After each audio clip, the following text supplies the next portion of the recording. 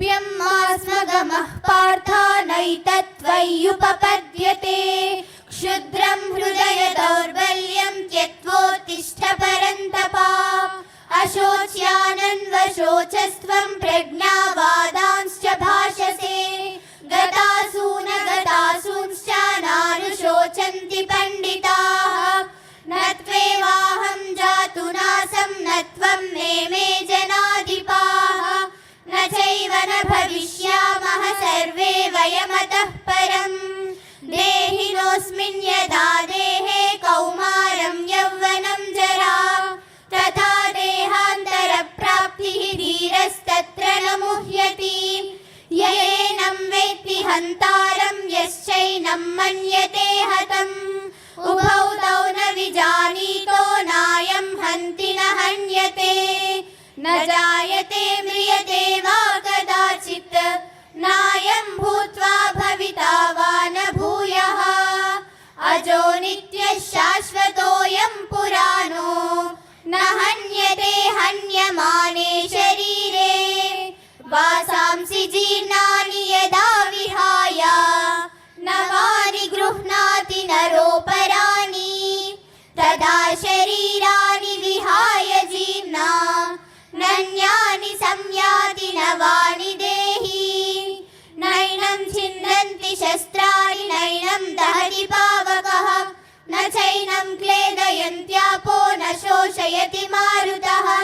जातस्य हि ध्रुवो मृत्युः ध्रुवं जन्म मृतस्य च तस्मादपरिहार्येऽर्थे न त्वं शोचितुमर्हसि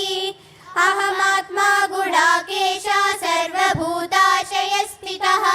अहमादिश्च मध्यं च भूतानामन्त एव च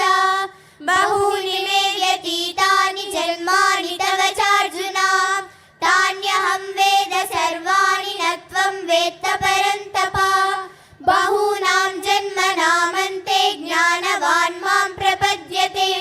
वासुदेवः सर्वमिति समहात्मा सुदुर्लभः कर्मण्येवाधिकारस्ते मा फलेषु कदाचन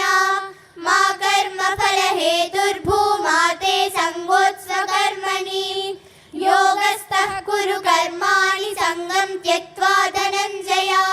सिद्ध्यसिद्ध्यो समो भूत्वा समत्वं योग उच्यते उद्धरेदात्मनात्मानम् आत्मानमवसादयेत् आत्मैव ह्यात्मनो बन्धुः आत्मैव रिपुरात्मनः चातुर्वर्ण्यं मया सृष्टं गुणकर्म विभागशः तस्य कर्तारमपि मां विद्य कर्तारमव्ययम् प्रेतं भुक्त्वा स्वर्गलोकं विशालं क्षीणे पुण्ये मर्त्यलोकं विशन्ति एवं त्रयी धर्ममनुः प्रपन्ना गतागतं कामकामा लभन्ते तपस्विभ्योऽधिको योगी ज्ञानिभ्योऽपि मतोऽधिकः कर्मिभ्यश्चाधिको योगी तस्माद् योगी भवार्जुन अपाने जुह्वति प्राणं प्राणे पानं तथा परे प्राणापानगतिरुद्ध्वा प्राणायामपरायणाः शुचौ देशे प्रतिष्ठाप्य स्थिरमासनमात्मनः नात्युच्छ्रितं नातिनीचं चैलाजिनकुशोत्तरम् समं कायशिरो ग्रीवं धारयन्नचलं स्थिरः सम्प्रेक्ष्य नासिकाग्रं स्वं दिशश्चानवलोकयन् स्पर्शान् कृत्वा बहिर्बाह्यान् चक्षुश्चैवान्तरे भ्रुवोः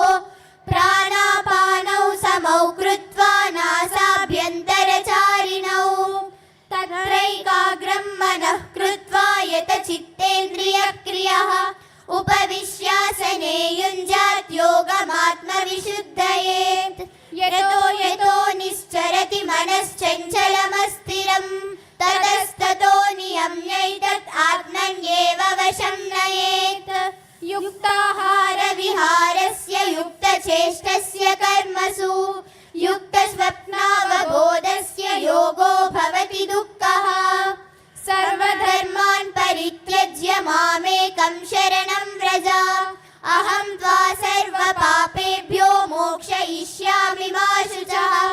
यत्र योगेश्वरः कृष्णो यत्र पार्थो धनुर्धरः तत्र श्रीर्विजयो भूतिः